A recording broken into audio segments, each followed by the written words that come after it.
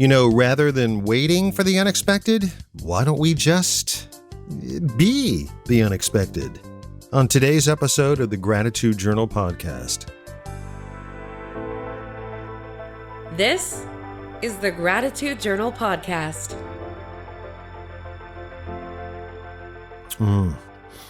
Hello, my friends.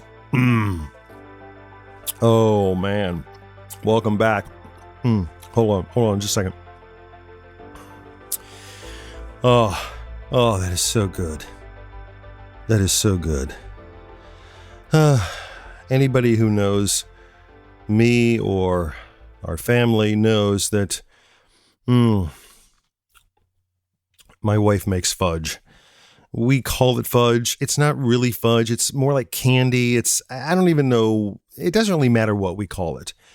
It's just so damn good. And I just had to finish this small morsel that I was eating after my post-lunch walk today. And I realized that I didn't get a taste of anything sweet. And there was a little morsel of fudge laying there. So pardon me. I had to grab a little slice. And oh my gosh, it's just so good. It is just so good. I wish you could taste it. It's, fudge really is something I really don't historically like all that much. The big, thick chunks of stuff you get like at, the boardwalk or an amusement park or something like that. It just really never appealed to me all that much. And shortly after meeting my wife, her sons would talk about, when are you going to make fudge? And I'm like, fudge? Oh, no, really? You make fudge? I was kind of like, ugh. And then, she made it. And then I realized that it wasn't fudge at all. It was really in its own category. It surpassed the whole archetype of fudge. And it sort of moved into its own archetype. And so I just had to have some. So there you go.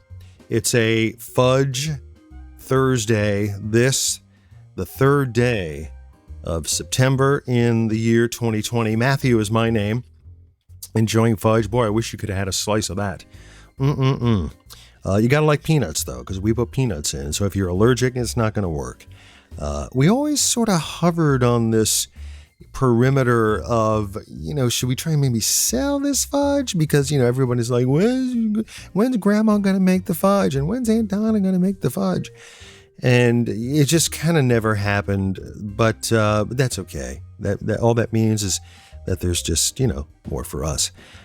Here in Northeast Ohio, it is absolutely spectacular. Just a marvelous day. I was able to sort of traipse around the neighborhood briefly before coming downstairs here in the basement lair to record this episode of the Gratitude Journal podcast. And I'm showing gratitude for fudge and, just those small little morsels that tantalize your taste buds. And this goes along with, everything in moderation, because if you have too much, then, your stomach's you're going to feel all wacky.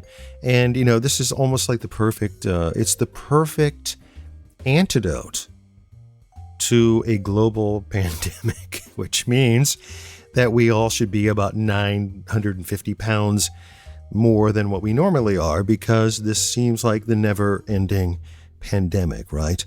But yes, it is a beautiful day here in Northeast Ohio. And the fact that we are a mere, 10 days from the Cleveland Browns kicking off in NFL football, or whatever mode NFL football will emerge under the guidelines of global pandemic 2020. So hopefully this weather will sort of hang around through tomorrow, because we have somebody coming over to give us an estimate on yet another tree that has fallen in our backyard. We kind of live on kind of a corner lot in the city, and we have a number of trees on our property. And this part of the property behind our house is just this part of the property that just goes, it fills up with foliage. And, early in our living years on this property, which is going on 11 years, my wife would sort of climb down the hill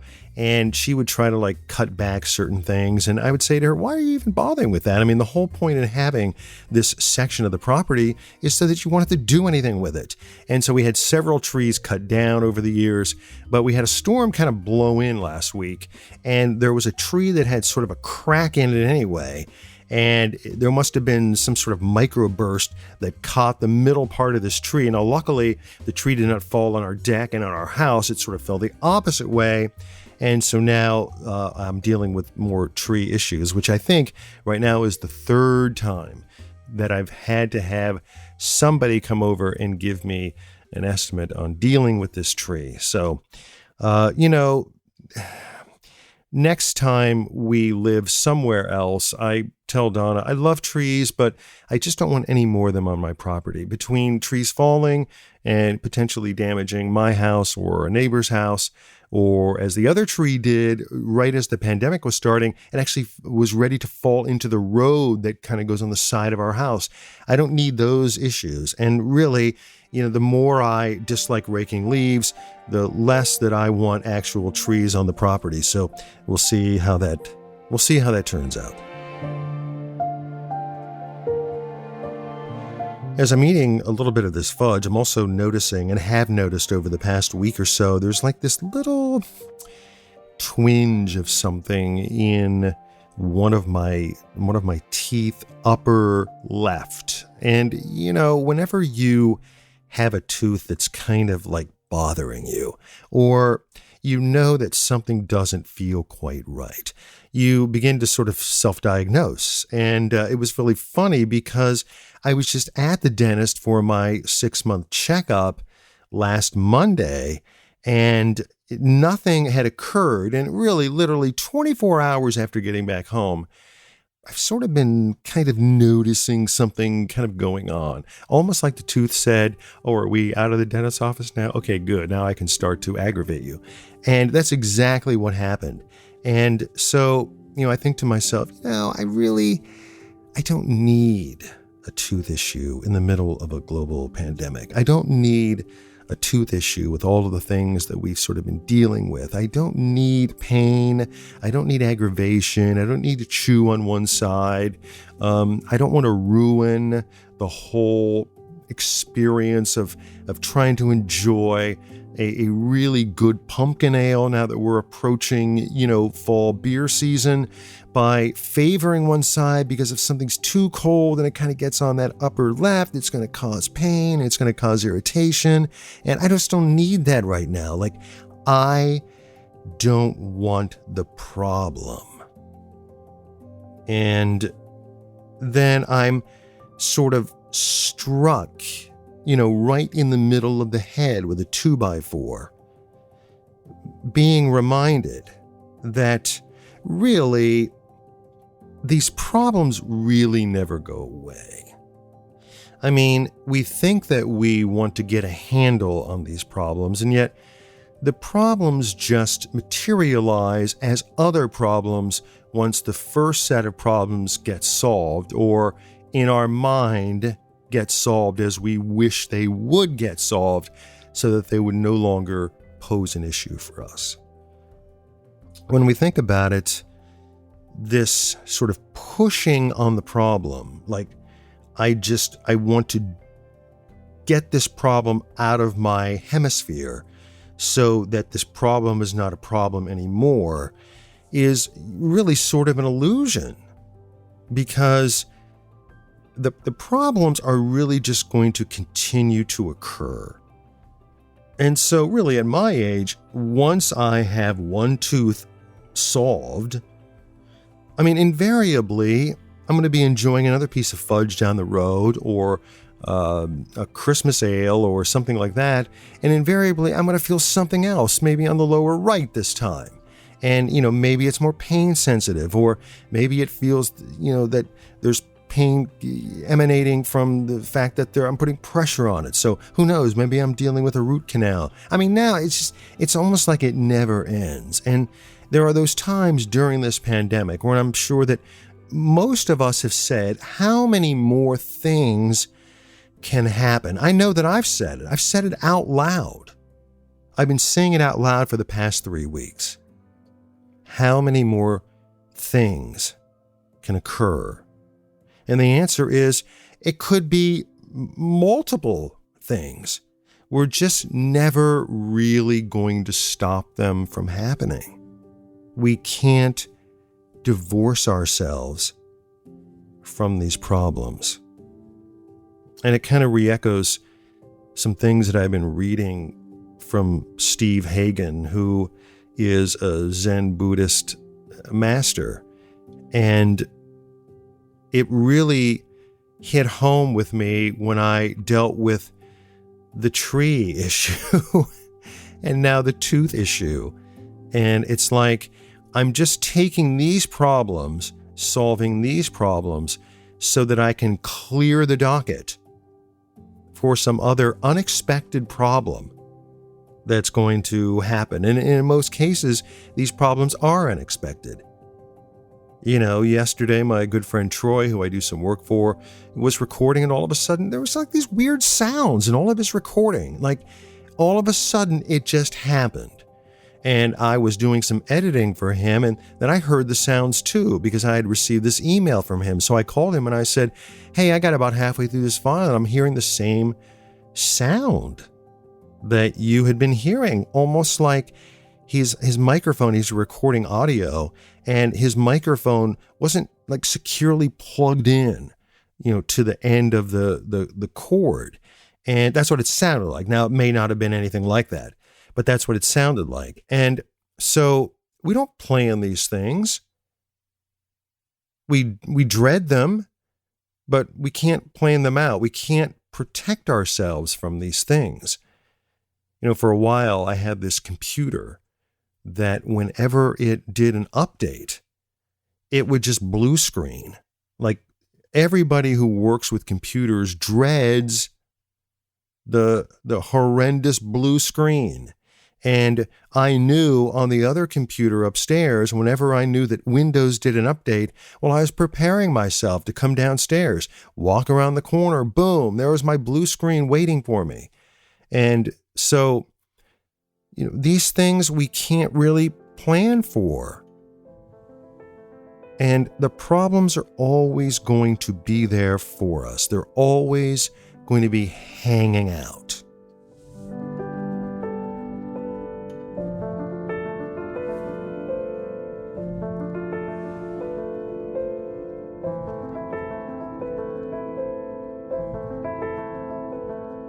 So I guess it's natural to say to ourselves, well, what do we do when these problems emerge? How do we react? How are we supposed to react? And if we can't really prevent them, if we have really no hope of preventing them, then what are we supposed to do? And you know what? I don't know the answer to that, because I'm not a Zen Buddhist master.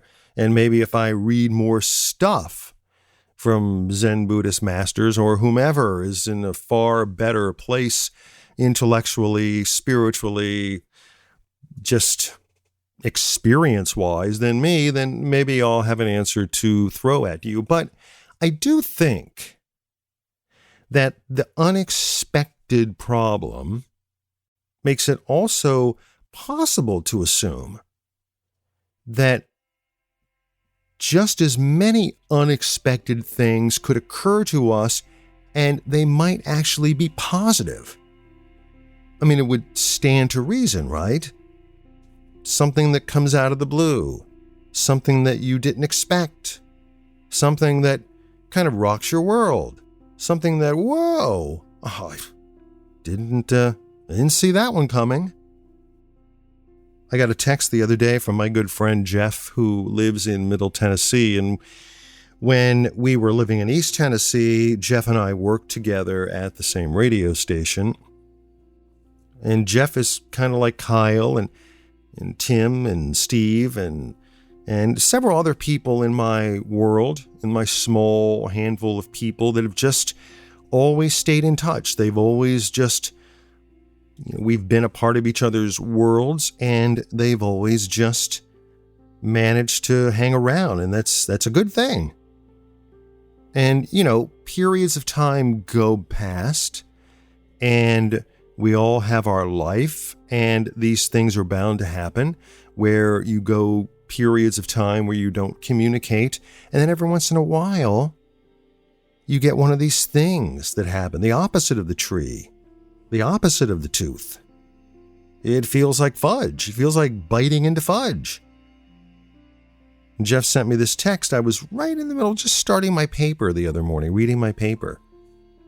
And Jeff is a very early riser, and he goes to work out every morning, like at the crack of dawn, even before the crack of dawn.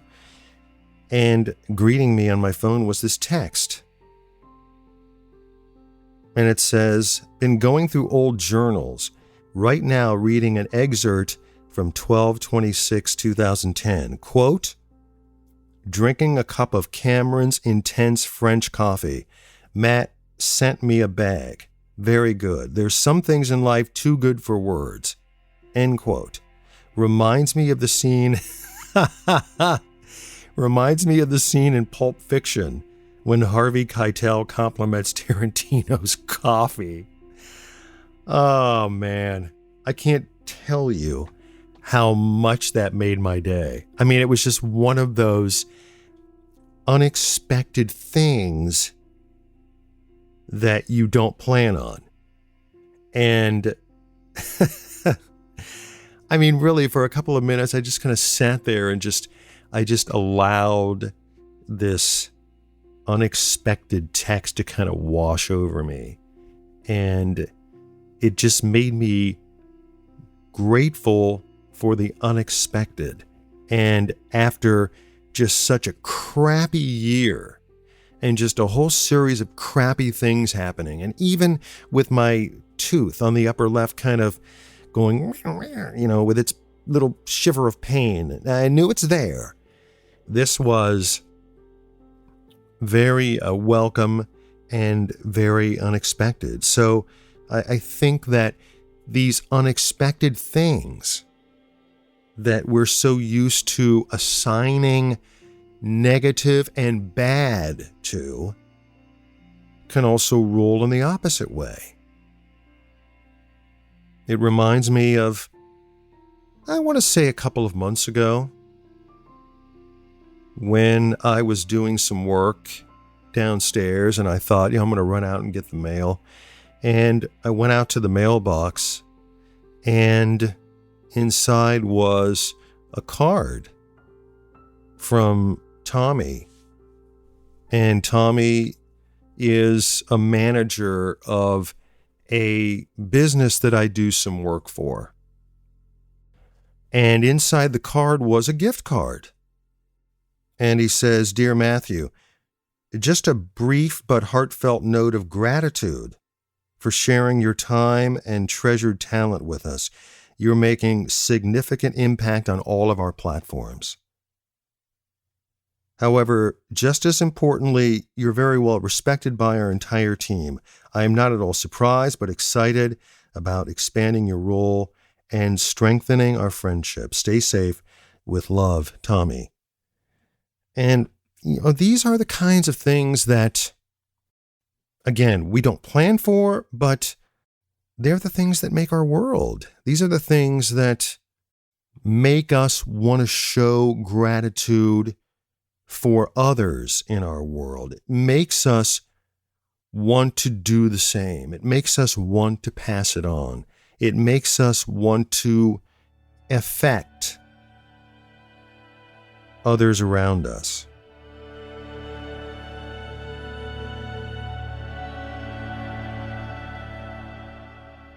Interestingly, when I was doing some work for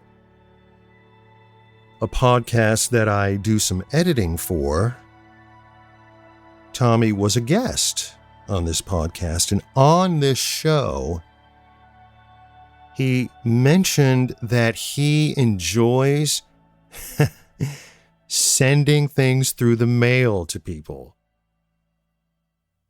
And I guess I feel the same way. for a long time, Donna was sort of in charge of sending out the birthday cards and the anniversary cards. And in light of all of the things that have happened over the past several years, it seems that that duty has sort of been transferred over to me. So this was a challenge for me. It's not that I never sent thank you cards, because I did. I would send them to clients, and then I never sent birthday cards because I did. I sent plenty of cards to my parents and relatives. And I started to notice something when a nephew's birthday would pop up and we would send a card. Or sometimes in the card for nieces and nephews and grandchildren that are maybe still in high school, we would try in the budget to forward a small gift card of some sort to go along with that birthday card. But even when there wasn't a gift card assigned to it, I began to notice some of the texts that I would receive back from the nieces and the nephews and the grandchildren. And they would say, Uncle Matthew or Grandpa Matthew, which is something I still can't totally get used to. They would say, can't remember the last time I received a birthday card in the mail. This rocked. Thanks so much. Thumbs up, or, rock and roll horn symbols or whatever, And I began to notice there was this huge appreciation level for it. We like emails and we like texts, and those things are just really, really commonplace. But there's still, and I agree with Tommy about this, there's still nothing that matches getting something in the mail. You can physically touch it. You sort of rip open the envelope and you read the card, and maybe it's in their own handwriting. There's just nothing that matches that. Since the death of my Uncle Bugs late last year, my cousin Sandy in West Virginia and I have been sharing a card back and forth. I've tried to send a text to the phone, but it never goes through.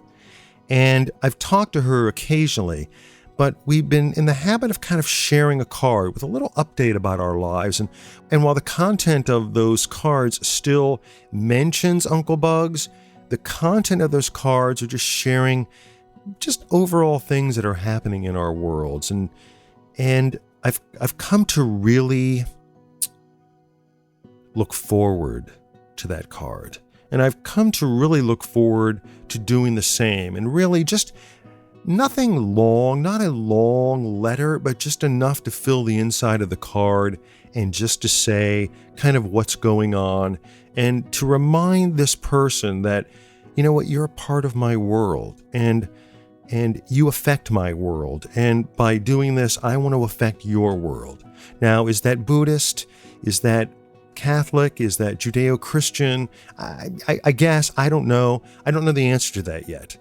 Maybe I'll find out the answer and what that means. But what it means to me now is that just as I can be affected by the unexpected bad things, I can also be affected by the unexpected good things. And I guess I would want to take it a step further and say, rather than make it unexpected, why not make it so that you're actually making it a part of your life, making it a part of their life, actively do the unexpected, if that makes sense. For a while, people were paying for somebody's coffee in the drive-thru, paying it forward. I'm not advocating spending money, but what a brilliant idea. How nice would it be to pull up to pay the $5 for your coffee, and they just hand you the coffee? And they say, that person ahead of you paid. They did? Yeah. They don't know me. Well, they did. They paid. There's no replacement for those things. And, I think that I can be more of a catalyst for these things. And I guess we all could do that. We all can make the unexpected come from us.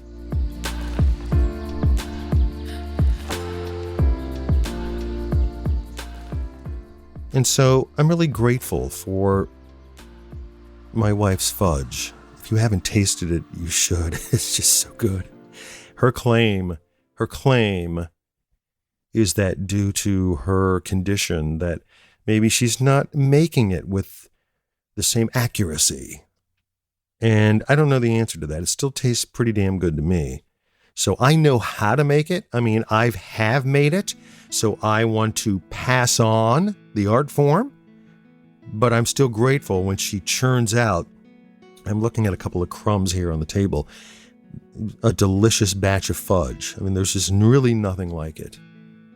And I'm so grateful for that text from my friend Jeff that just right out of the blue I got, and it just brought back just not only memories, but it just brought back how good I feel about, our friendship. And I'm so grateful for just getting this gift card in the mail and for somebody to show their appreciation. And it seems like with people in my business that this showing of appreciation has really seemed to gone by the wayside. We're used to not getting it.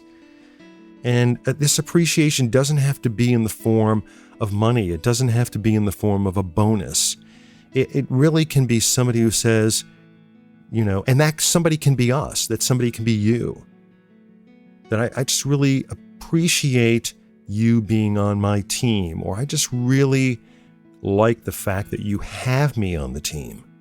And I've done that in the past, but I need to do it more. I need to be better at it.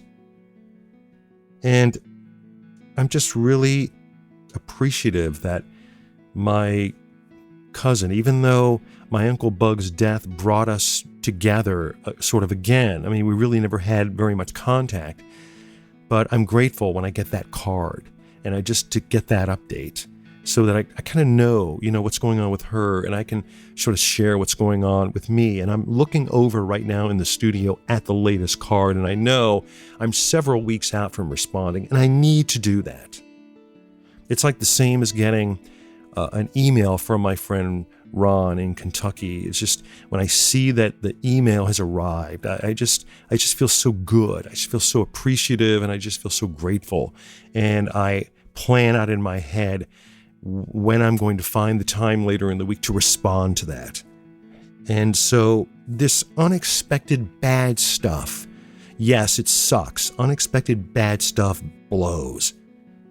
And we can't stop it from happening. It's going to happen again. But there can be unexpected good stuff. So let's put unexpected good stuff in other people's mailboxes and in other people's inbox and just, do battle with the bad and make the good win. I know that sounds like Star Wars, right? The Death Star finally going and finally exploding. But it can work both ways. It's been 3 weeks since our granddaughter Mally passed away, and I think about her every day. And, if you have all your grandchildren and you have all your treasured people, toss them an extra hug, show appreciation by just saying, you just light up my world. And I just wanted to tell you that. Okay. Now you can go back to not talking to me again. Okay. But I just wanted to say that or however your relationships work. But I know that so much of it just hasn't hit me or impacted me to its full extent. And I'm going with the flow. I'm going with whatever I should be experiencing at this time. And I don't know, 3 weeks goes into 6 weeks, I know, into 9 weeks, and we can't make it stop. But that's kind of where I am. So as fall approaches, and it won't be long, we're going to live in the now and soak up this delicious weather and try to make someone's unexpected world momentarily a good thing. So that sounds like both a challenge and a worthy thing to shoot for. So I'm going to try and do that. And in the meantime, I'm grateful for you downloading and listening to yet another episode of the Gratitude Journal podcast.